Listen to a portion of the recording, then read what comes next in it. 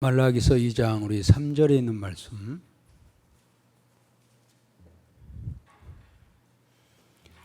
3절에 있는 말씀을 우리 다 같이 읽도록 하겠습니다. 보라, 내가 너희 자손을 꾸짖을 것이요 똥 곧 너희 절기의 희생의 똥을 너희 얼굴에 바를 것이라. 너희가 그것과 함께 죄하여 버림을 당하리라. 집사람과 인사합시다. 오늘 수고 많이 하셨고 잘 오셨습니다. 인사합시다. 우리 말라기서 2장입니다. 2장은 1장에 이어서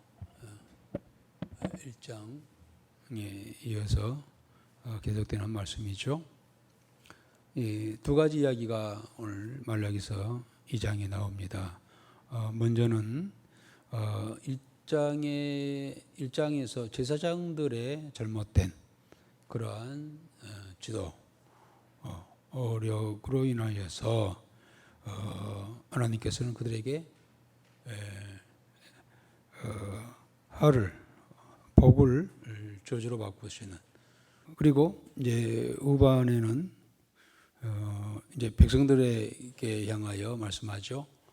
그들의 이 결혼 생활에 대하여 책망하는 내용이 기록이 되어 있습니다. 1장에서는 이스라엘 백성들이 그 타락했음을 말라기 선지자를 통하여서 폭로를 하죠.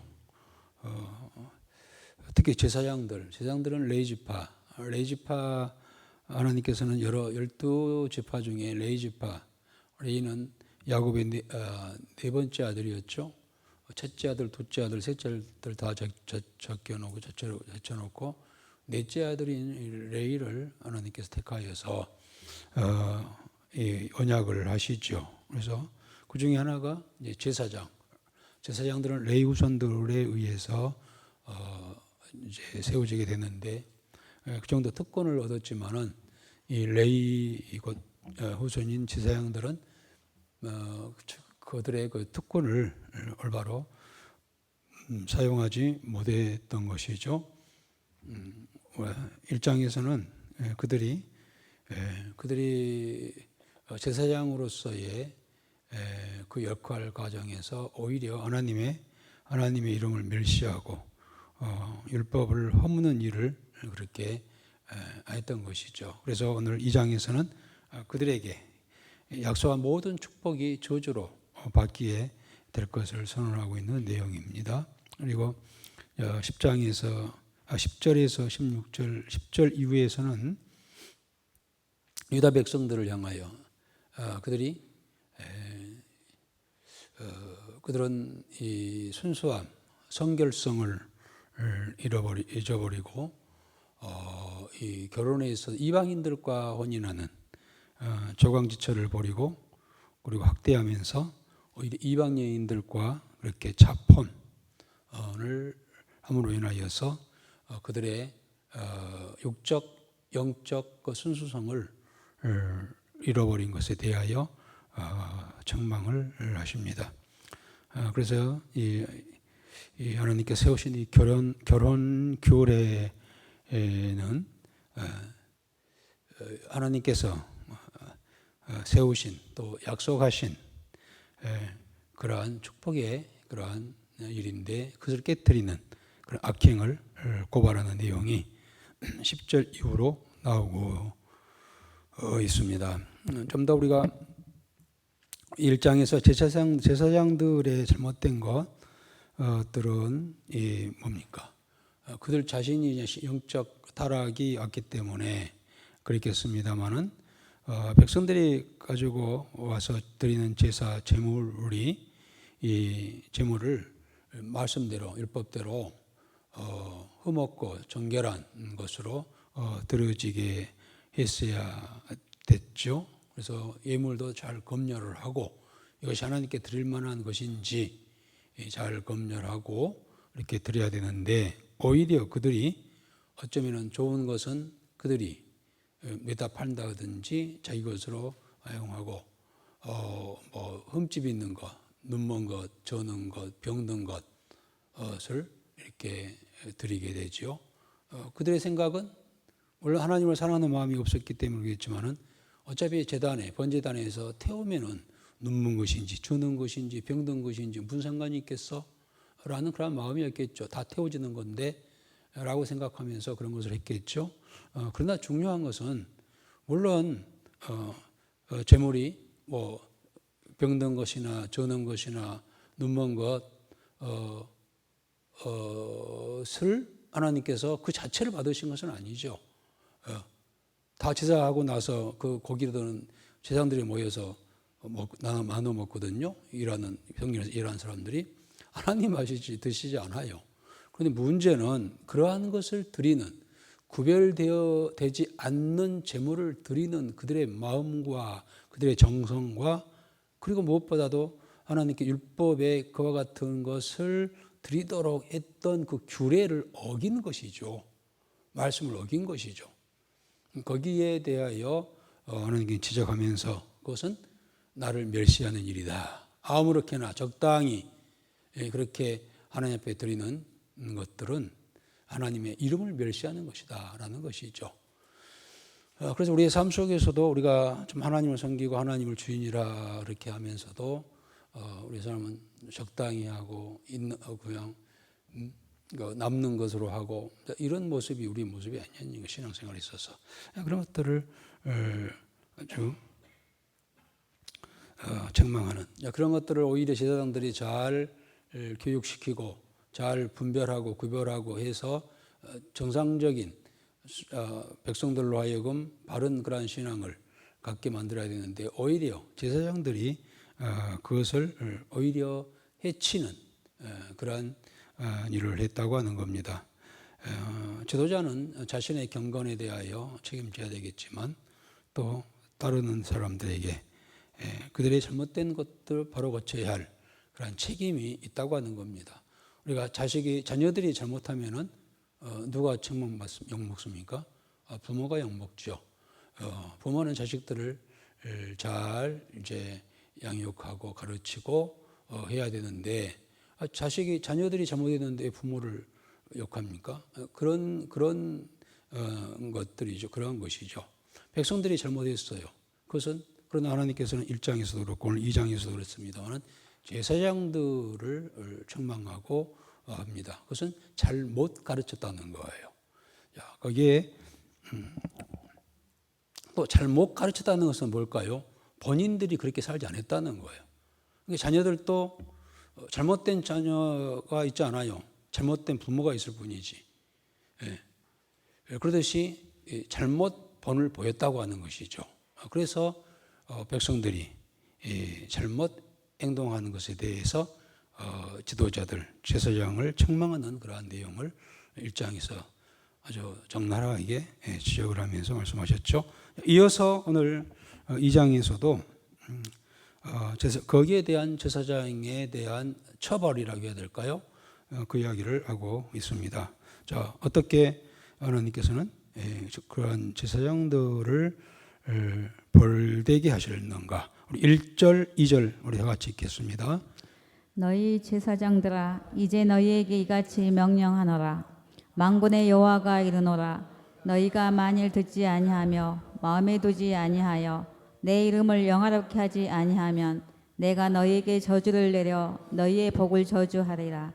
내가 이미 저주하였나니 이는 너희가 그것을 마음에 두지 아니하였음이라. 그렇습니다. 이제 그런 제사장들 마땅히 하나님 이름을 거룩히 하라고 명령하신 것에 대하여 그대로 순응하고 순종하고 있음에도 불구하고 우리 1장에서 봤습니다마는 이미 마음에도 두지 아니하고 마음이 없으니까 행동도 그렇게 나왔던 것이죠. 거기에 대해서 하나님께서는 말라기 선지자를 통하여서 뭐라고 하시죠? 내가 너희에게 저주를 내리리니 너희의 복을 저주하리라 라고 했습니다. 약속한 복이 저주로 바뀌게 되는 그러한 결과를 낳게 되었죠. 우리가 하나님의 복을 받기를 원하고 또 받아야 하고 또 받으려면 하나님의 이름을 존중히 여기는 그런 자세가 필요하다고 하는 겁니다. 여러분, 우리가 구원받아 하나님의 자녀가 되는 것은 믿음으로 말미암아 되는 것이죠. 예수님을 나의 구주로 믿음으로 우리가 구원받고 하나님의 자녀가 됩니다. 그러나 이 땅에서의 복은 우리가 실행함으로, 실천함으로 그 복을 받게 된다고 하는 그런 원리를 꼭 기억해야 할 줄 압니다. 자, 이 정도 이제 그래서 그 형벌이 뭡니까? 우리 3절 한번 읽어봅시다. 보라, 내가 너희의 자손을 꾸짖을 것이요 똥 곧 너희 절기의 희생의 똥을 너희 얼굴에 바를 것이라. 너희가 그것과 함께 제하여 버림을 당하리라. 좀 말하기가 좀 그렇습니다만은 저러한 제사장들의 얼굴에 똥칠하겠다는 거예요. 아, 참 얼마나 하나님께서 화가 나셨으면 그랬을까요? 얼굴에다가 내가 너희의 자손을 꾸짖을 것이요 똥 또 곧 너희 절기의 희생의 똥을 너희 얼굴에 바를 것이라 라고 했어요. 그 자체가 얼마나 수치스러운 일입니까? 그런데 뭐 한번 얼굴에 바르는 것, 발림 받는 것도 참 이거 부끄럽고 창피한 일이 아닐 수가 없는데 그와 같이 얼굴에 바른다는 겁니까? 그 제사 드릴 때 짐승을 가져오잖아요. 뭐 양이든 염소든 소든 가져오잖아요. 그러면은 번제단에서 이제 앞에서 각을 뜨죠. 죽이죠. 목을 쳐서 죽이죠. 피는 받아서 피는 따로 받고 그리고 그 짐승이 죽는 과정에서 얼마나 몸부림치겠습니까? 그러다가 뭘 넣는다고요? 똥을 싸잖아요. 그러니까 사실 이 성전의 구약의 성전의 그 앞마당은 번제단이 있는 마당은요, 그야말로 지저분했어요, 사실은. 막 피비린내가 나고 막 얼마나 피를 많이 흘렸겠어요. 또 막 털이 날리고 그리고 짐승들의 변, 똥이 막 널려져 있었어요. 그것은 이제 성전을 관리하는 자들이 이제 집사들이 그러한 뭐 날아다니는 짐승의 털이라든지 똥이라든지 이런 것을 다 이제 치우죠. 다 걷어가지고 어떻게 합니까? 진 밖에 갖다가 버리게 되어 있어요. 버려요.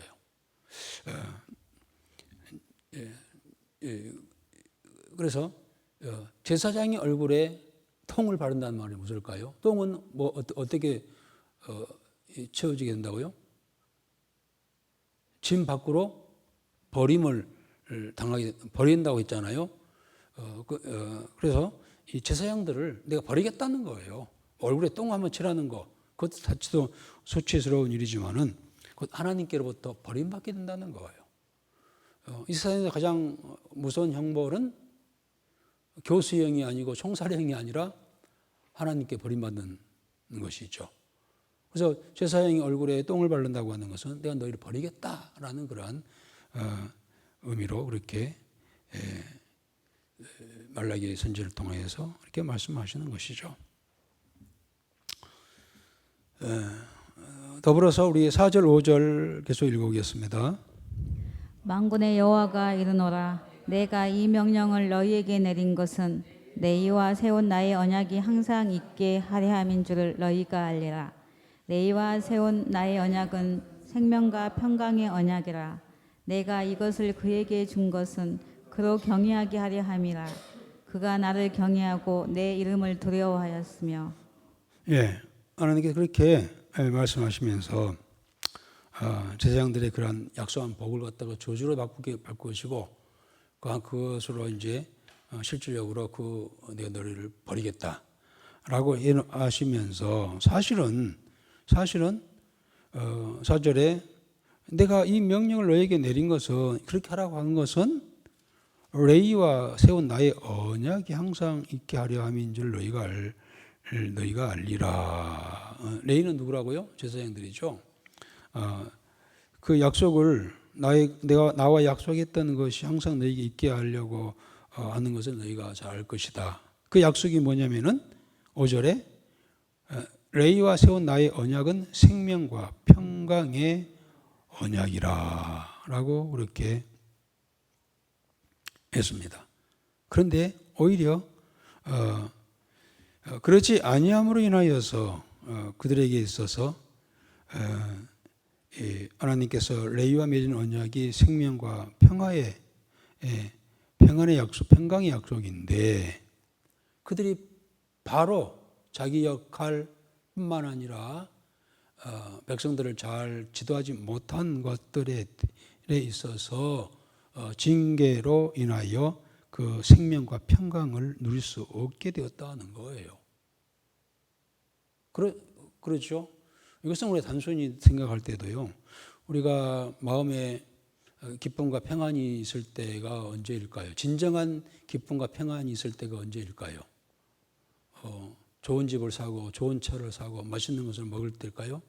그때도 기쁘죠. 그러나 그것은 순간이고 진정한 평강과 진정한 그러한 행복이라고 할 수는 없죠. 그건 잠시죠. 또 세상적인 것이죠. 진정한 우리에게 평강은요, 하나님의 말씀을 행하여 지켜 행하여 나갈 때예요. 예. 자녀들이 그렇잖아요. 자녀들이 우리가 가정에서도 자식들이 부모의 말을 거스르게 되면은요, 굉장히 마음이 아프잖아요. 아무리 좋은 것을 먹고 있다 할지라도요, 부모를 거역했다라고 했을 때는, 생각이 들었을 때는 마음이 편하지 않잖아요. 그래서 깨달고 밤이라도 가서 부모님이 하신 말씀을 지키려고 그렇게 하는 경우가 있잖아요. 깨달고. 아무리 좋은 것이 있다 할지라도, 가졌다 할지라도 자식은 부모를 거역했을 때는 마음이 평안이 있지 않아요. 그러듯이 우리 성도들이 살아가면서 마음의 진정한 기쁨과 평안이 없는 이유가 뭘까? 그것은 근본적으로 우리는 하나님 말씀을 거슬려 살기 때문이에요. 거슬리기 때문에. 그랬을 때는 우리가 아무리 많은 것을 얻고 갖고 취했다 할지라도요, 진정한 마음의 평강이 있지 않아요. 오늘 그 이야기잖아요. 레위 자손 제사장들에게 세운 약속이 생명과 평강의 언약이라 이렇게 말씀하셨는데, 그것은 어찌할 때? 주의 말씀을 잘 듣고 그대로 행하고 따를 때 주시는 것이죠. 그런데 우리 일장에서 정말 세상들이 하는 행동들이 완전히 하나님을 멸시하고 공경하고 존중해야 할 그들이 오히려 하나님 말씀을 거스리는 그러한 일을 했으니 그 자체가 하나님께서 약속하신 그런 평강과 그 생명이 떠나게 되는, 하나님께서 내가 너에게는 이제 평강을 주지 않아 라고 하시기 전에 그들은 이미 그들의 마음속에서 삶 속에 진정한 평강이 떠나고 말았다는 겁니다. 그래서 하나님께서는 이 레위 백성 자손들에게 또 오늘 우리 성도들에게 약속하시는 것은 복의 약속은 근본적으로 이 생명과 평강이죠. 생명은 영원한 생명이라고 할 수 있겠고요. 이 평강은 이 땅에서의 진정한 은혜와 진정한 참 평안을 우리에게 약속하셨는데 우리가 주신 말씀을 그대로 따르지 아니했을 때는 가장 먼저 우리 속에 있는 평강이 사라지는 것이죠. 어둠의 그늘이 드리워지게 되고 나도 모르는 뭔지 모르는 그러한 근심과 걱정, 두려움이 찾아오게 되는 것이죠. 산의 진미 앞에서도 뭔가 두려움이 있게 되고 음식을 먹어도 소화도 안 되고 잠을 자도 두 다리 뻗고 하지 못하고 이렇게 되는 게 정상인 것 같아요. 이렇게 되는 것이. 자, 이제 그 이야기를 이제 4절에서 하고요. 4절, 5절, 5절에서 이렇게 합니다만은 4절 5절에서. 그래서 그렇게 하나님을 경외하게 하게 하는 이유는 그로 인하여서 생명과 평강의 언약을 평강을 주시기 위한 그런 약속이었는데, 그런데 그들은 정반대인 그런 행동을 함으로 인하여서 하나님과의 약속이 파기됐다, 깨졌다는 거예요. 그래서 1절에는 내가 너의 복을 저주로 내리겠다라고 이렇게 아주 강력하게 그렇게 말씀을 하고 계시죠. 6절 한번 읽어봅시다. 그의 입에는 진리의 법이 있었고 그의 입술에는 불의함이 없었으며 그가 화평함과 정직함으로 나와 동행하며 많은 사람을 돌이켜 죄악에서 떠나게 하였느니라. 그래, 정상적인 참 제사장이라고 한다면은 항상 그 입에 진리의 법이 있어야 하고 입술에는 불의함이 없어야 하고 그가 화평함과 정직함으로 나와 동행하며 많은 사람을 돌이켜 죄악에서 떠나게 해야 하는 그러한 일을 했어야 함에도 불구하고 그렇지 아니함으로 정반대의 결과가 있게 되었다고 하는 겁니다. 제사장들이 하는 일이 뭐였습니까? 참된 제사장들은 그렇습니다. 백성들이 자기들의 죄악을 알고 제물을 가지고 와서 하나님 앞에 화목제를 드리게 할 때에 제사장은 그들이 보는 앞에서 그 제물에 목을 칩니다. 목을 치고 그를 불에 태웁니다. 이것은 왜 그랬을까요? 퍼포먼스죠, 사실은. 그들이 지금 제물을 가지고 온 이유가 뭡니까? 왜 제물을 가지고 왔죠? 네? 복을 받기 위해서요? 물론 궁극적으로는 그겁니다만은 지금 당장 왜 제물을 가지고 왔을까? 제사장 앞에.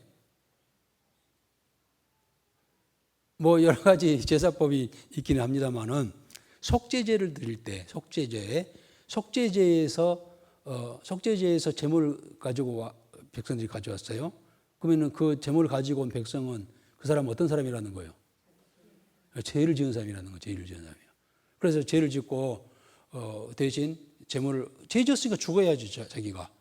그런데 하나님께서는 그러면은 죄 지으면 다 죽여버리면은 아마 남은 사람 한 명도 없었을 거예요. 남은 사람이 한 명도 없어. 그래서 구약의 법에서도 그렇다면은 너희들이 제물을 가지고 와서 제사장에 드려라. 그러면 내가 그 죄를 받고 내가 너희 죄를 없다고 그렇게 하겠다라고 하시는 그의 법이거든요. 율법이거든요. 약속이거든요. 그 약속이거든요. 그래서 죄를 범한 백성이 양을 한 마리 가지고 왔다 합시다. 그러면은 제사장은 그가 보는 앞에서 뭐 한다고요? 목을 따요. 목을 쳐요. 그럼 피가 팍 나오고요. 아주 처참하게 죽잖아요. 그리고 그 제물을 또 어떻게 해요? 죽이기만 하는 것이 아니라 불에 태우잖아요. 자, 그것을 보고 있는 그 죄인은 어떤 생각을 할까요? 그 광경을 보고 있는 그 제물을 가지고 온 그 백성, 그 죄를 지은 사람은 어떤 생각을 할까요? 응? 정 선생님 어떤 생각을 할 것 같아요?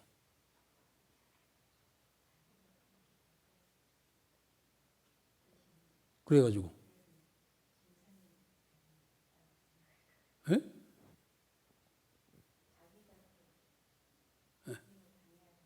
예. 예. 그래서요. 그 생각만 하고 있을 것 같아요? 내가 죽어야 할 텐데 짐승이 죽는구나. 이렇게만 생각하고 있을 거예요? 그럼 무슨 생각까지 하겠어요?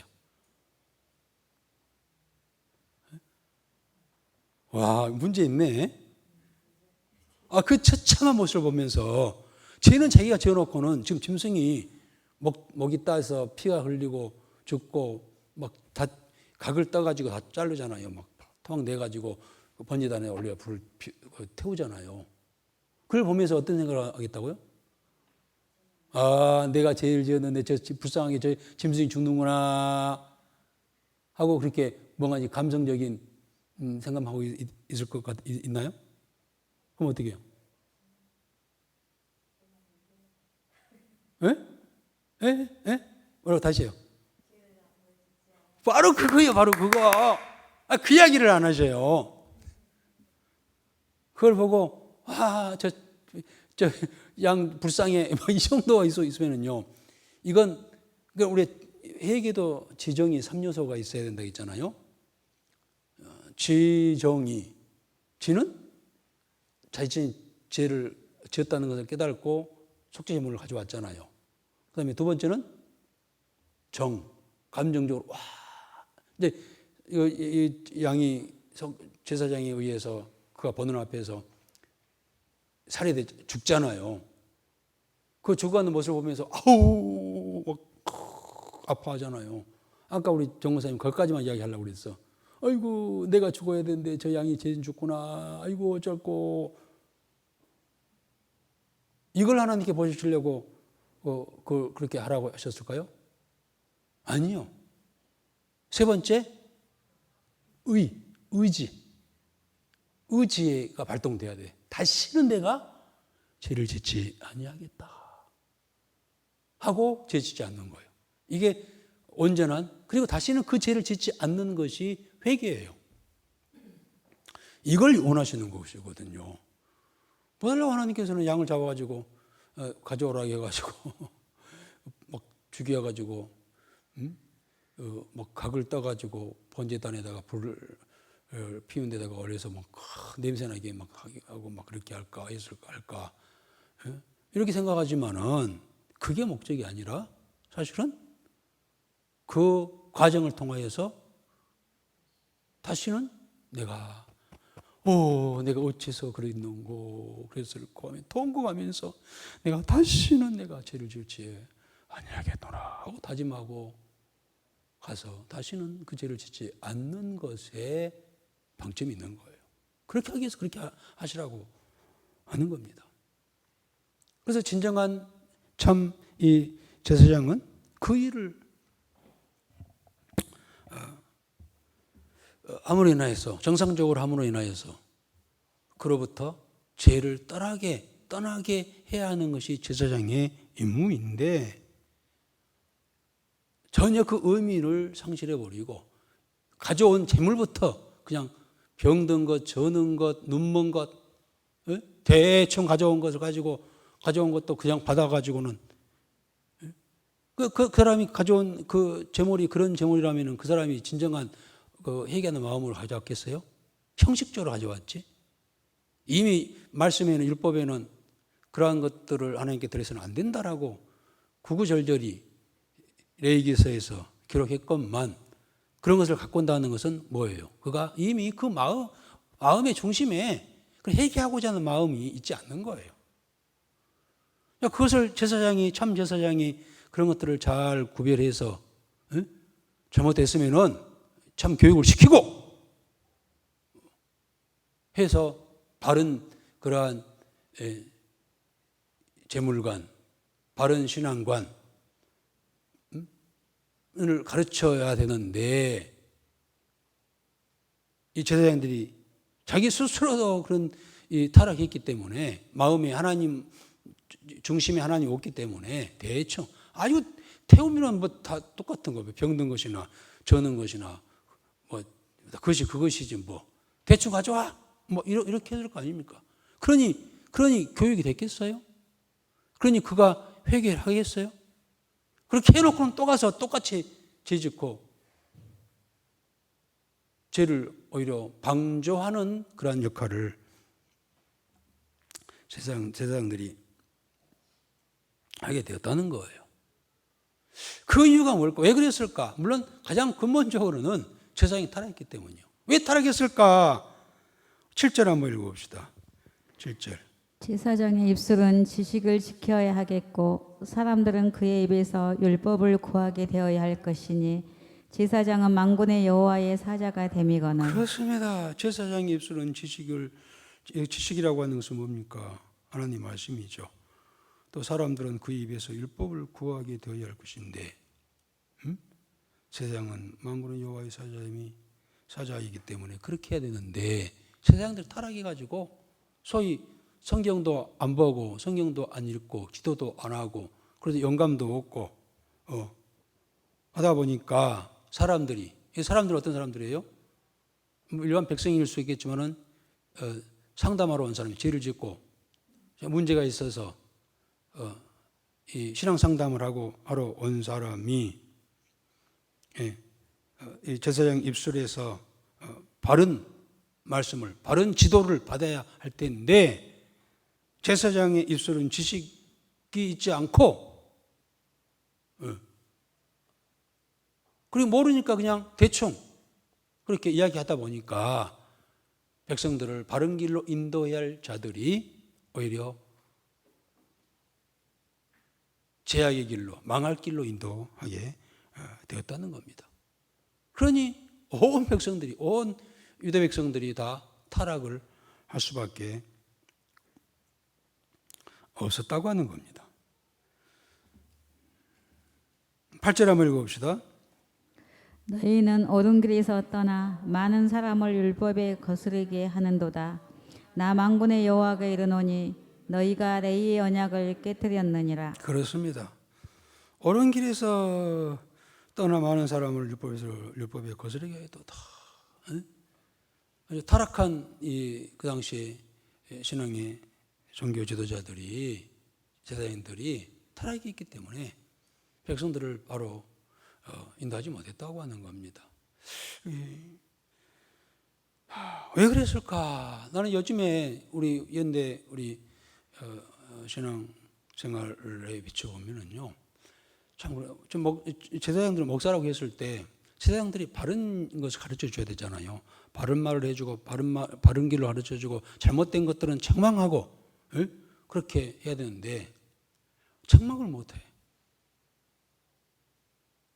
오늘날도 마찬가지예요. 오늘날도 교회 정말 여러분들 지금 하루 종일 그 직장에서 얼마나 힘들었습니까?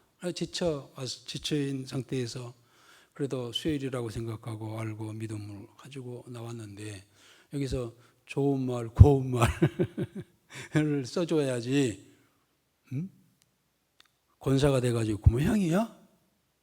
에? 하면서 막 이렇게 책망을 하면은, 근데 여러분들 중에 나는 책망 받을 것이 없어 라고 생각하신 분들 있나요? 나는 하나님 앞에서 아무런 잘못됨이 없어.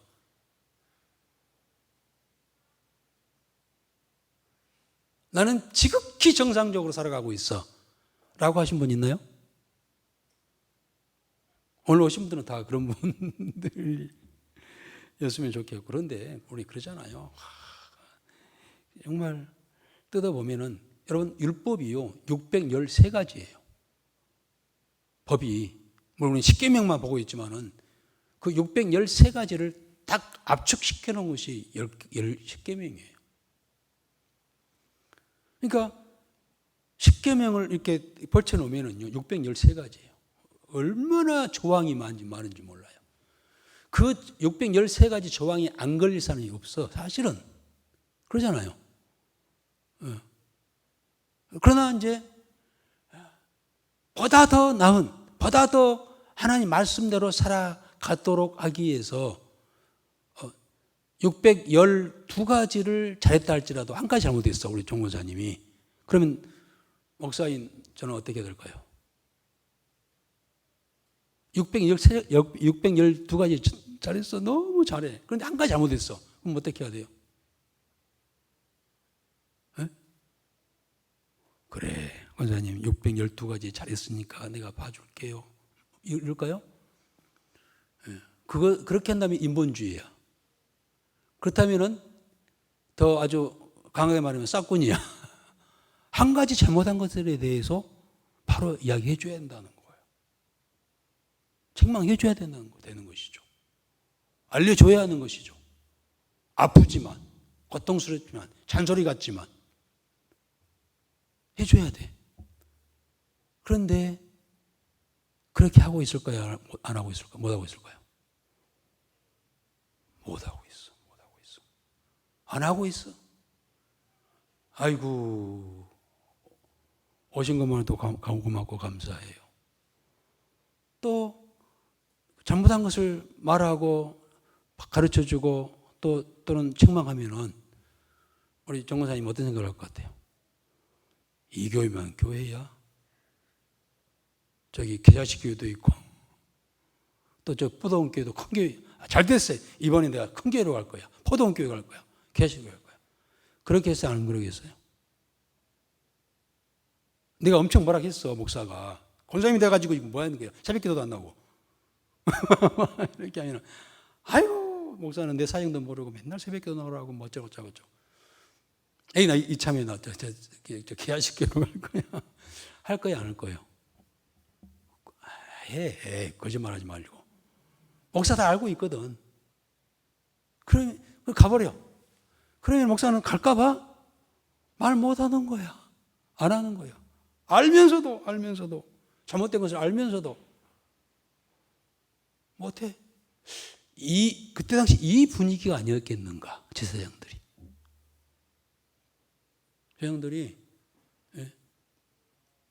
참말을 못해. 그런 분위기였지 않았을까? 라는 생각을 저는 목사로서 생각해 보는 거예요.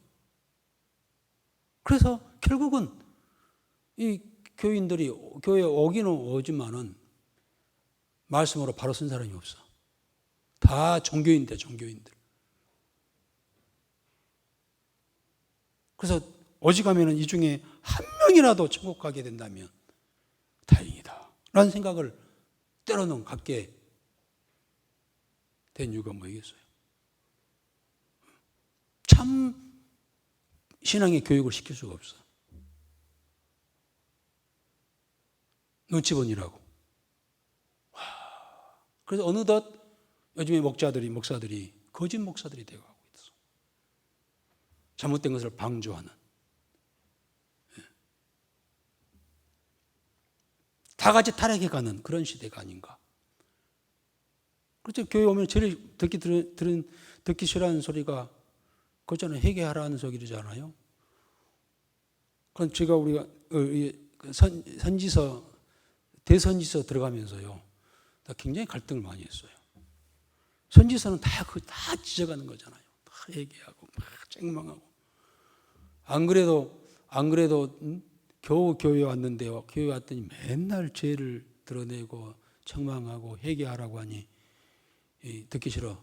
한 사람들이 현대인일수록 갈수록 세상이 갈수록 더 그게 심해져요. 과거에는요, 회개하라면은요, 막 통곡하면서 울고 눈물 흘리고 그랬어요. 그런데 요즘에는 교회가 울음소리가 없잖아요. 다 의인들이야. 다 잘났어. 다 덮어놨기 때문에요. 회개하며 통곡한 사람이 없어요. 과거에는 막 교회 오면은 새벽기도 오면 울고 하면은 막 지나간 사람이 돌멩이 창문 던져가지고 유리창이 깨지고 막 그러고 저희 교회가 미쳤나 막 맨날 기분 나쁘게 새벽마다 울고 저거 뭐야 하면서 사실 실질적으로 했어요. 제가 저 운강교회 부목으로 있을 때 새벽에 그렇게 울어. 그러면 지나간 사람이 막 창문에다 돌 던지면 유리창 깨져가지고 깜짝 놀라고 뭐 그런 일도 한두 번 있는 게 아니었어요. 그런 그들의 눈물이 교회에 뭡니까? 이 씨앗을 싹트게 하는 그러한 눈물이었어요. 그 눈물 위에 교회가 세워졌어요. 회개의 눈물 위에. 그런데 요즘에는 눈물 흘리는 사람이 없어요.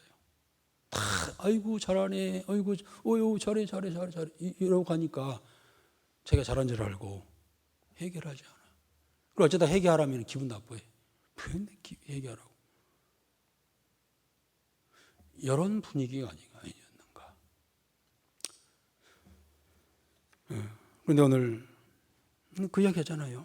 참 제사장은 그들을 죄에서 떠나게 해야 했고 또 참 말씀을 입술의 지식을 가지고 그들을 바로 인도해야 했음에도 불구하고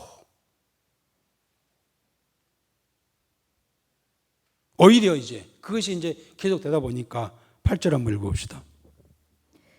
너희는 옳은 길에서 떠나 많은 사람을 율법에 거스르게 하는도다. 나 만군의 여호와가 이르노니 너희가 내의 언약을 깨뜨렸느니라. 그렇습니다. 오히려 옳은 길에서 떠나가는 사람들을 율법에 거스르게 하는도다. 그렇습니다. 그게 이제 제사장들이 날선 검을 가지고 백성들을 가르쳐 줘야 했었는데 칼이 무뎌졌어. 아까 말했잖아요. 7절에 입술의 지식을 지켜야 했음에도 불구하고 하나님 말씀을 갖지 못한 거예요. 그러니까 그냥 잘해 하면은 인기 있으니까 잘한다, 잘하고 있어요. 좋은 말만 하고. 하나님 말씀보다 어떤 문학적이고 인문적인 것을 가르쳐 주면은 재밌는 이야기, 우스운 이야기 이런 이야기 하면 좋아하니까 막 그런 것만 막 책에서 막 해가지고 그런 인문학적인 인간적인 그런 이야기만 하다 보니까 다 영적으로 무뎌지고 말았다는 거예요.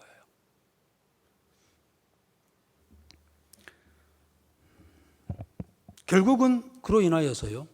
이제 잘못됐을 때는 백성들이 누구에게 책임을 전가하냐면 9절 한번 읽어봅시다. 너희가 내 길을 지키지 아니하고 율법을 행할 때에 사람에게 치우치게 하였으므로 나도 너희로 하여금 모든 백성 앞에서 멸시와 천대를 당하게 하였느니라 하시니라. 이제 그 결과적으로 백성들은요, 자기들 잘못되게 된 것에 대하여 제사장들에게 이 책임을 돌리면서 그들을 멸시와 천대를 받게 했다는 거예요. 교회가요, 잘못되면은 다 목사한테 이제 책임을 주는 거예요. 근데 그 전에 목사가 바른 이야기를 하고 바를 가르쳐야 될 텐데 이 눈치 저 눈치 보면서 그러지 못하니까 제가 그러잖아요. 주일날 오후에 내가 정말 아주 강한 감정을 드러내면서 수요예배 참석하고 그 기도에 우리 와서 기도하십시다 하고 내가 내 속에 있는 저기까지 드러냈잖아요. 아주 못된 사람들이네. 그렇게까지 내 이야기하면서 수요예배 잘 지키고 금요 예배도 이 말하기가 너무 힘들었어요. 이거 좀 힘들었어요. 왜냐하면 그런 말하면 싫어하잖아요. 그러니까 말 못해. 그래서 겨우겨우 감정을 그냥 다스리면서 웃으면서 이야기했지만은요. 저는 개인적으로도 참 우리 초창기부터 함께 계신 분들 알겠지만은 저도 굉장히 성격이 좀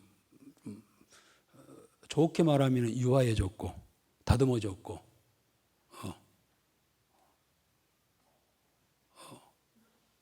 그런 것 같아요. 내 자신 생각할 때 이렇게 신앙생활을 하면은요 정말 목사로서 이 의미를 못 느껴. 내가 이러려고 내가 목사했나? 라는 막 그런 생각까지 들고요. 알겠지만 처음에 우리 저기 지하실에 있을 때 다들 대부분 집사들이었잖아요. 그때 저기 김 집사, 박 집사, 윤 집사, 장 집사 다 집사들이었죠. 집사들이 돼가지고 진짜 신앙생활 개똥처럼 해. 아까 똑똑장이 나와서 도저히 볼 수가 없어. 그래서 집사 당신들이 집사요? 하고 내가 다 직분 다 없애버렸어. 집사가 돼가지고 그 모양이에요. 생각나신 분들은 참 그런 좀 사실 의분이 좀 있어야 되는데 그런 저기가 좀 없어진 것 같아요. 나도 이 싹군 목사가 되어가진 것 같아요. 그래서 좋은 말만 하려고 진짜 마음에 막 있어도 막 그것을 막 감추고 말을 안 하려고 하고 그러다가 지난 주일 오후에 제가 왼수 같은 사람들 같으니라고 수요 예배가 공예배고 있음에도 불구하고 참석 안 한다? 우리 성도들의 사명은 나라 민족을 위해서 기도하고 교회를 위해서 기도하고 가정을 위해서 기도해야 할 그러한 의무가 있는데 무엇 때문에 하지 않느냐 하고 제가 솔직한 내 그 속에 있는 그런 감정을 표출을 했습니다만은 이제는 그런데 여러분들 입장에서 뭡니까? 목사님 모르는 소리야. 내가 얼마나 피곤하고 얼마나 약속이 많고 응? 하는데 그 시간에 오락이 가서 그 기도하라 하고 새벽 수요일도 직장에서 늦게 끝나고 지쳐서 집으로 가는 것이 쉽지 교회에 오기가 쉬운 줄 알아요. 뭐 이렇게 마음을 갖고 있는 것을 그런 마음을 갖고 있는 걸 제가 알아요.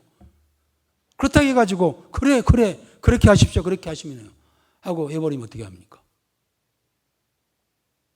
저 코미디언이 말한 대로 손은 누가 켜요? 어쩔 거예요? 뭐 교회 문 닫아야지 그러면. 당신들이 해피하면 교회 문 닫아야지 뭐 어쩔 것이요. 목사 말도 안 듣고 자기 마음대로 한다면 뭐더라 교회 와.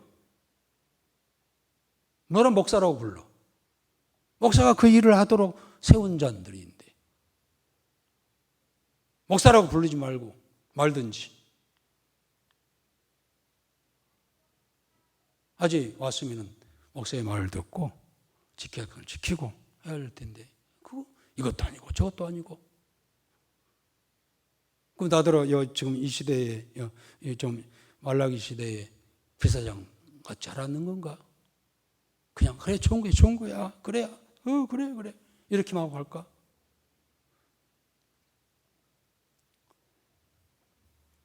그것은 서로가 복을 하나님께 약속한 그 복을 상실해버리는 그런 일이라는 거예요. 1절에도 그랬잖아요. 너의 복을 저주로 바꾸겠다. 잘못 가르친, 잘못 인도한 너를 내가 오히려 저주하겠다. 얼굴에 똥칠을 하겠다. 내가 너를 버리겠다. 이거 아닙니까? 그럼 나는 어떻게 해야 됩니까? 목사가. 나 얼굴에 똥칠, 하나님께로부터 똥칠 당하기 싫어요. 그럼 내가 할 일은 뭡니까? 열심히 우리 정근사님한테 막 책망을 해야 돼. 그래서 어떻게든지 하나님의 사람으로 만들어가는 것이 이 목사의 역할, 제사장의 역할, 목사의 역할이 아닌가.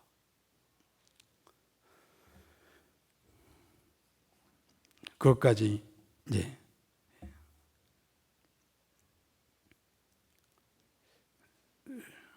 그 말씀이 오늘 말라기서 1장에서부터 오늘 2장 9절까지 말씀입니다. 어쨌든 오늘 제가 좀 그런 이야기했습니다. 하는데 귀 있는 자는 귀하게 들어주시기를 부탁드립니다. 자, 우리 10절부터 16절까지 시간이 너무 많이 갔습니다. 우리 쭉 한번 읽어보겠습니다. 우리 10절, 11절까지 읽읍시다. 이제 여기까지는 이제 여기서부터는 분위기가 바꿔져요. 곧 아내를 버리는 자들에 대한 경고예요. 이혼, 자폰 하는 것에 대한 이 경고의 말씀입니다. 읽읍시다. 우리는 한 아버지를 가지지 아니하였느냐? 한 하나님께서 지으신 바가 아니냐? 어찌하여 우리 각 사람이 자기 형제에게 거짓을 행하여 우리 조상들의 언약을 욕되게 하느냐? 그렇습니다. 마지막 우리 조상들의 언약을 욕되게 하느냐? 욕되게 한다는 게 뭐냐면요. 밑에 나옵니다만은 아내를 버리는 일, 그리고 이혼하는 일, 그리고 이방인들과 결혼하는 것, 자폰 되는 것에 대하여 하나님께서 책망을 하는 그러한 내용입니다. 성경은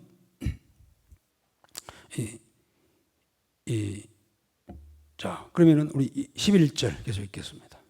유다는 거짓을 행하였고 이스라엘과 예루살렘 중에서는 가증한 일을 행하였으며 유다는 여호와께서 사랑하시는 그 성결을 욕되게 하여 이방신의 딸과 결혼하였으니 하나님께서 가장 원하시는 게 뭐냐면요, 바라시고 명령하신 뭐냐면 성결이에요. 성결. 우리가 말라기 1장에도 마지막 절이 그였죠.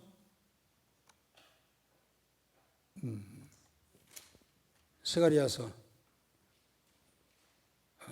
마지막 부분에 스가랴서 마지막 부분이 천년왕국에 대한 이야기잖아요. 거기에 가장 큰 특징이 뭐였나요? 여호와께 성결이었어요. 성결. 그래서 하나님 어떻든지 간에 택한 백성들이 정말 성결한, 거룩한, 구별된 삶을 살기로 합니다. 그런데 그럼 성결이 뭘까? 오늘 11절에서도 가증한 일, 거짓 행함, 성결을 역되게 함, 이러한 것들은 하나같이 성결성을 잃어버리는 그런 상태를 이야기하고 있어요. 그럼 성결이 뭘까요? 성결. 우리 교회가 성결교회잖아요. 나는 성결교회 목사가 된 것을 시대가 가면 갈수록 더 자부심을 느껴요. 마지막 주 앞에 갈 자들은요, 성결한 자예요. 성결한 자예요. 그럼 성결이 뭘까요? 다른 말 하면 구별, 거룩이에요. 그러면 구별, 거룩, 성결은 어떤 상태일까요? 우리 아주 간단하게 우리 행하겠습니다. 하나님만 생각하는 그런 마음이에요. 하나님 앞에서 하나님만을 생각하는 그런 마음. 하나님의 사람으로 구별되어 살아가는 삶입니다. 그래서 유대인들은요, 정통 유대인들은요, 그릇도요, 채소 담는 그릇하고 고기 담는 그릇하고 반드시 분리해요. 혹시 그릇에 우유를 담았다면요, 그 우유 담은 그릇과 채소 담는 그릇과 분리해요. 네. 그리고 그들은 혼방 옷을 입지 않아요. 순모 옷만 입어요. 그리고 옷을 얼룩덜룩한 옷을 입지 않아요. 네. 왜요? 순수, 순결, 거룩, 구별, 성결 를 하나님께서 원하시기 때문에 그렇죠. 그 정도인데 이스라엘 백성들이요, 타락하다 보니까 그게 상실된 거예요. 그 성결성을 잃어버리는 거예요. 믿음이 떨어지니까 성결성을 잃어버리고, 중요한 것은 가정의 이 결혼 문제에 있어서 이 이방신의 딸들과 결혼하게 하는 거죠. 순수 결통, 순수 혈통, 순수 그러한 신앙. 이 순수 혈통이라는 게 뭘까요? 그러면 지금 유대인들은 순수한 혈통일까요? 그렇지 않아요. 온갖 그 에돔, 지난주에도 그랬죠. 에돔 나라가 없어졌어요. 그럼 그 에돔 사람 어디 갔을까요? 유대인들과 하나 됐어요. 그리고 유대인 하면은요, 진짜 과거의 아브라함의 후손들만 된 것은 아니에요. 있는 게 아니에요. 헬라인 중에서도 헬라인이 히브리 여인과 결혼하면은요, 에서 낳으면은 그 아이는 유대인이에요. 혼합됐잖아요. 헬라 사람하고 유대 사람하고 혼합됐잖아요. 그런데 거기서 낳으면은 유대인으로 인정해줘요. 그것뿐만 아니라 이교도들이 나는 여호와 신을 믿겠습니다 하면은 유대인으로 받아줘요. 그러니까 사실 지금 유대인들도 순수 혈통은 아니에요. 육체적인 순수 혈통은 아니에요. 그럼 뭐가 순수하다는 혈통이라는 걸까요? 영적, 신앙적인. 유다 이스라엘이 망한 이후 솔로몬 시대에 나라가 두 개 나눠졌잖아요. 그는 성공한 왕이 아니에요. 실패한 왕입니다. 이유가 뭘까요? 그는 이방 여인과 결혼한 거예요. 이방 여인들을 받아들인 거예요. 삼손이 대단한 역사를 이루었지만은요, 그는 결국 실패했습니다. 두 눈이 뽑히고 실패했습니다. 뭐 때문에 그랬을까요? 이방 여인과 결혼했기 때문에 그래요. 자, 이 말은 무슨 말일까요? 신앙의 그런 파괴가 찾아오게 되었다는 겁니다. 일단 육적인 혈통이 아니라 이방 여인과 결혼하는 것을 하나님이 금지하시는데, 그것은요, 그로 인하여서 이 불신앙이 들어오기 때문에. 그래서 그런 이야기를 하죠. 그 당시에 유대인들의 이 격언 중에는요, 우상을 섬기는 여자와 결혼하는 것은 우상에게 양자 드는 것이다 라고 그런 이야기를 해요. 그러니까 철저히 우상 숭배에 대해서는 차단해야 되는데, 가만히 보니까 신앙이 타락하다 보니까 그걸 무시하는 거예요. 그래가지고 뭐 이런저런 막 조건 찾아가지고 그런 우상을 섬기는, 다른 신을 섬기는 자들과 막 결혼도 하고 막 며느리도 드리고 장가도 하고 막 그러는 거예요. 이걸 대해서 하나님께서는 굉장히, 그 결과가 그들의 신앙이 타락해 버린 거죠. 와해되어 버린 거죠. 솔로몬 시대도, 다윗까지도 그렇게 신앙으로 굳건히 서다가 솔로몬 시대에 완전히 신앙이 무너져 버리잖아요. 그 후로 그의 아들 르호보암 이후로 아주 타락의 역사를 우리가 봐왔잖아요. 그래서 하나님께서는 첫째는 결혼할 때 있어서 이방인들과, 그 당시에 불신자나 이방인들과 특히 우상 숭배하는 자들과 결혼하는 것을 절대적으로 금지를 했던 것이죠. 왜냐하면 그로 인하여서 가장 중요한 것은 신앙을, 믿음을 빼앗기기 때문에. 그래서 12절 한번 읽어봅시다. 이 일을 행하는 사람에게 속한 자는, 깨는 자나 응답하는 자는 물론이요 만군의 여호와께 제사를 드리는 자도 여호와께서 야곱의 장막 가운데에서 끊어버리시리라. 그렇습니다. 아주 철저하게 이방인과 결혼한 자들에 대한 심판을 말씀을 하고 있습니다. 그래서 오늘 다른 것보다도 우리가 귀하게 얻은 그런 신앙을 불신자들과 결혼하게 되면은, 물론 고린도서의 바울은 믿지 않는 자들과도 결혼해라, 그로 인하여서 믿지 않는 자들을 구원하게 된다고 한다면 얼마나 귀한 것이냐 이렇게 이야기합니다만은, 아니 워낙 이제 그런 일이 많으니까 그렇게라도 해서 혹시 상대방이 예수 믿지 않는다고, 믿음이 없는 사람이라고 한다면 그를 믿게 하여서 구원받게 해라 라고 그렇게 이야기를 했습니다만, 근본적으로 율법은 불신자와의 이 결합을 금하고 있다고 하는 겁니다. 자, 그래서 이방인들과 결혼하는 것 하나님께 철저히 배제를 시켰습니다. 혼합되는 것, 거룩, 성결, 구별해야 할 그러한 자들이 혼합되는 것에 대해서 하나님께서는요 싫어하시고 금하시는 것이죠. 이스라엘 역사가 그거잖아요. 항상 그들이 어려운 일을 만날 때마다 하나님의 징계를 받을 때는 반드시 그 문제였어요. 이어서 13절 읽어봅시다. 13절, 14절.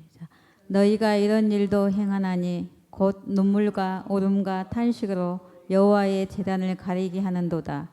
그러므로 여호와께서 다시는 너희의 봉헌물을 돌아보지도 아니하시며 그것을 너희 손에서 기꺼이 받지도 아니하시거늘 너희는 이르기를 어찌 됨이니까 하는도다. 그렇습니다. 이제 거기에 이어서 이혼에 대한 이야기인데요. 이혼하여서 아내로 하여금 탄식하게 하는 자는 내가 징계하리라 그렇게 했습니다. 잘 살다가 남편한테 버림을 받았네. 그러면 그 여인이 어떻게 하겠습니까? 교회 와서, 성전에 와서 얼마나 울겠습니까?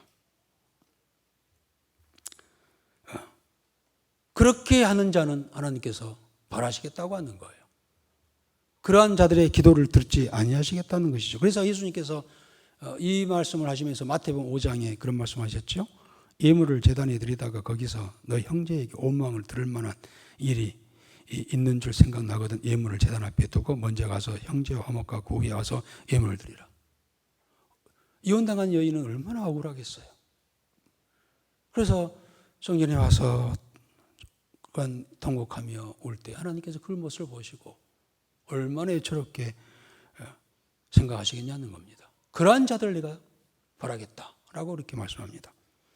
이어서 우리 14절에는 그래서 이혼해서는 안 될 이유를 말씀하고 있죠. 14절에 너희는 이르기를 어찌 됨이니까 하는도다. 이는 너와 내가 어려서 맞이한 아내 사이에 여호와께서 증인이 되시기 때문이라. 그는 내 짝이요 너와 서약한 아내로되 내가 그에게 거짓을 행하였도다. 그렇습니다. 하나님께서 맞이한 아내와 사이에 하나님께 증인이 되어서 그렇게 한 부로 적었는데 그 결혼할 때 어떻게 합니까? 우리 주례할 때 가장 중요한 그거잖아요. 평생 한 아내로 한 남편으로 살거든요. 이것을 많은 사람들 하객 앞에 또 하나님 앞에 서약을 하잖아요. 그렇게 해서 했음에도 불구하고 아내를 버리는 것은 이것은 그 아내를 버리는 것이 아니라 나를 버린 것이다. 하나님께서는 나를 버리는 것이다. 이거죠. 그러니 나를 버렸으니 하나님 앞에 약속했잖아요. 나를 버렸으니 내가 가만히 놔두겠느냐라고 하는 겁니다. 요즘에는 참 이 주례를 세상 사람들은 주례자가 없이 결혼하더만요. 그런데 이 좀 믿는 자들의 가정의 자녀들도요 주례 없이 결혼해요. 와, 그래서 세상이 이렇게 됐나? 그런데 굉장히 중요한 것이 뭐냐면은요, 그거예요. 저는 다른 것보다도 정말 가정이 성공하는 것은 이혼하지 않고 끝까지 사는 것이니까 성공했다고. 그것만으로도 성공했다고 생각을 해요. 그래서 나는 목사로서 그 가정이 결혼이 돼가지고 가정을 이루어지면은요, 수많은 어려움이 있겠죠. 그러나 이혼만큼은 하지 말아라 라고 하고 싶어요. 그래서 내가 그분에서 굉장히 강조를 하잖아요. 그리고 서약을 하잖아요. 서약을 몇 주를 하잖아요. 이것은 지금 찾아온 그 하객들이 증인이고 무엇보다도 하나님 앞에 이것은 약속이다. 반드시 하나님 앞에서 약속 서약하라. 이야기를 내가 강조하잖아요. 절대 어떤 상황이 있다 할지라도 이혼할 만큼 하지 않도록 하는 마음이 제 개인적인 마음이고 또 그렇게 해야 되잖아요. 그렇게 해서 서약을 하게 하는데 그래 놓고도 막 안 지키는 경우가 있잖아요. 그러나 하나님 앞에서 그러한 것들을 지키게 한다고 하는 것은요, 중요해요. 그런데 이 백성들이 그렇게 했거든요. 그런데 이 남편이 아내를 이렇게 버리네. 그것은 아내를 버린 것이 아니라 내 앞에서 내 앞에 서약을 하였기에 나를 버리는 것이다 라고 하나님께서 책망하시는 그런 내용입니다. 그리고 이제 15절 믿음의 결혼을 해야 할 이유 15절에 한번 읽어봅시다. 그에게는 영이 충만하였으나 오직 하나를 만들지 아니하셨느냐? 어찌하여 하나만 만드셨느냐? 이는 경건한 자손을 얻고자 하심이라. 그러므로 네 심령을 삼가 지켜 어려서 맞이한 아내에게 거짓을 행하지 말지니라. 중요한 것은 그런 이방인들과 불신자과 결혼하지 말아야 할 이유 중에 하나는 경건한 자녀를 우리가 세우기 위해서라고 하는 것이죠. 부모의 그런 신앙을 전수받아서 하나님의 사람으로 만들고자 하는 것이 하나님의 목적이죠. 그런데 이 두 부부가 맞지 않아요. 그럼 그 사이에 태어난 자녀들은 어떻게 하겠습니까? 얼마나 갈등이 있겠습니까? 그런 것을 방지하기 위해서 이렇게 하겠다는 것이고 우리 16, 17절까지 읽읍시다. 이스라엘의 하나님 여호와가 이르노니 나는 이혼하는 것과 옷으로 흠딱대를 가리는 자를 미워하노라. 만군의 여호와의 말이니라. 그러므로 너희 심령을 삼가 지켜 거짓을 행하지 말지니라. 너희가 말로 여호와를 괴롭게 하고도 이르기를 우리가 어떻게 여호와를 괴롭혀 드렸나이까 하는도다. 이는 너희가 말하기를 모든 악을 행하는 자는 여호와의 눈에 좋게 보이며 그에게 기쁨이 된다 하며 또 말하기를 정의의 하나님이 어디 계시냐 함이니라. 그렇습니다. 이 사실을 몰랐을 때는 우리가 좀 헤어지기도 하고 이혼도 하고 하지만은요, 이스라엘 백성도 그랬을 거예요. 그렇게 이러한 것들이 많은 이유가 지도자가 잘못 가르쳤어요. 그러니까 모르니까 아내를 버리기도 하고 이혼도 하고 하는데요. 이 세상 삶이 그거죠. 그러나 우리가 이제 알았으니 우리 자녀들, 우리 후손들만큼은 하나님 앞에서 바른 가정, 정말 성결한 그런 가정이 되게 하기를 우리는 힘써야 할 줄 믿습니다. 우리 여기까지 시간이 너무 많이 갔습니다. 오늘 말라기서 2장을 통하여서 우리가 또 어떻게 구체적으로 우리 삶 속에서 하나님 앞에서 살아가야 될 것인가를 말씀하셨사온데, 우리의 개인의 신앙, 또 우리의 가정, 하나님 앞에서 말씀을 따라서 구별되고 성결된 그러한 우리 가정으로 세워나가길 힘쓰는 저희들 되게 하여 주시옵소서. 오늘도 이 믿음으로 나섭니다. 우리 이후에 우리의 삶이 주의 말씀 안에서 더욱더 거룩되어지고 주의 뜻을 이루어 나가는 우리의 삶이 되게 하옵소서. 그리해서 약속하신 그 복을 받아 누리며 살아가는 우리 모든 성도들 되도록 우리 하나님 축복하여 주옵소서. 예수님의 이름으로 기도드리옵나이다. 아멘. 하늘에 계신 우리 아버지여, 이름이 거룩히 여김을 받으시오며 나라의 임하옵시며 뜻이 하늘에서 이루어진 것 같이 땅에서도 이루어지리다. 오늘날 우리에게 일용할 양식을 주옵시고 우리가 우리에게 죄전자를 사하여 준 것 같이 우리 죄를 사하여 주옵시고 우리를 시험에 들게 하지 마옵시며 다만 악에서 구하옵소서. 대개 나라와 권세와 영광 오직 영원히 싸움나이다. 아멘.